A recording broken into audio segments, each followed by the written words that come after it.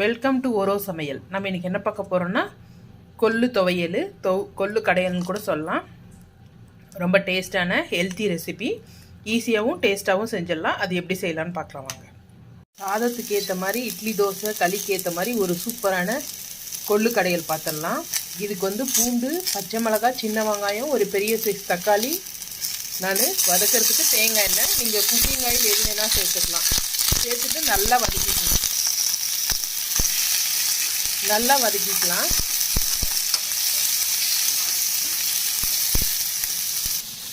நான் உப்பு சேர்த்து வேக வச்ச கொள்ளு எடுத்துக்கிறேன். இது பச்சை மிளகாய் காரம் ரொம்ப கம்மி, அதனால நான் ஒரு 6-7 மிளகாய் எடுத்துக்கிறேன். நீங்கள் காரத்துக்கு ஏற்ற மாதிரி மிளகாவை கூட்ட குறைச்சிக்கலாம். கொஞ்சமாக ஒரு புளி.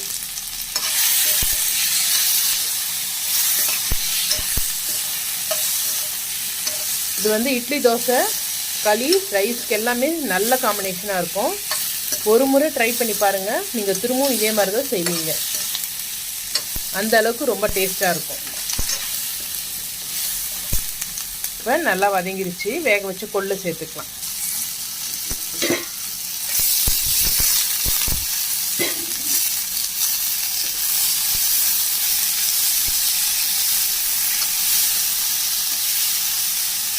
நான் கொள்ளு வேகும் போது உப்பு சேர்த்ததுனால, இல்லை உப்பு எதுவும் சேர்க்கல.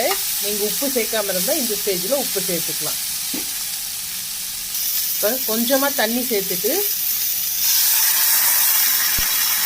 தண்ணி வத்துற அளவுக்கு வேகட்டும். அப்போ தான் வெங்காயம் தக்காளி நல்லா வேகும்.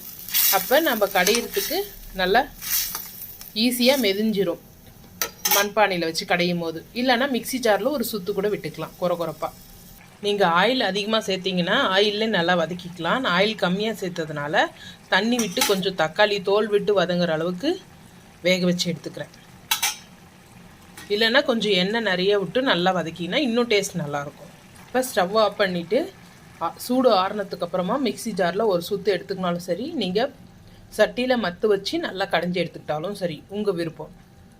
தாளிக்கிறதுக்கு கொஞ்சமாக எண்ணெய் சேர்த்துக்கலாம். எண்ணெய் சேர்த்ததும் நீங்கள் இட்லி தோசைக்குன்னா கடுகு போட்டு தாளிங்க. நான் சாதத்துன்றதுனால வடகம் போட்டு தாளிக்கிறேன். வடகம் போட்டதும் பொடி பொடியாக கட் பண்ண சின்ன வெங்காயம்,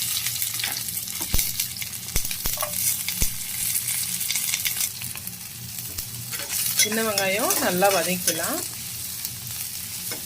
கண்ணாடி பதம் வதங்கினா போதும், ப்ரௌன் கலர் தேவையில்லை. அந்த சாதத்தில் போட்டு பிசையும் போது நறுக்குன்னு கிரன்ச்சினஸ் இருந்தால் தான் ரொம்ப நல்லாயிருக்கும்.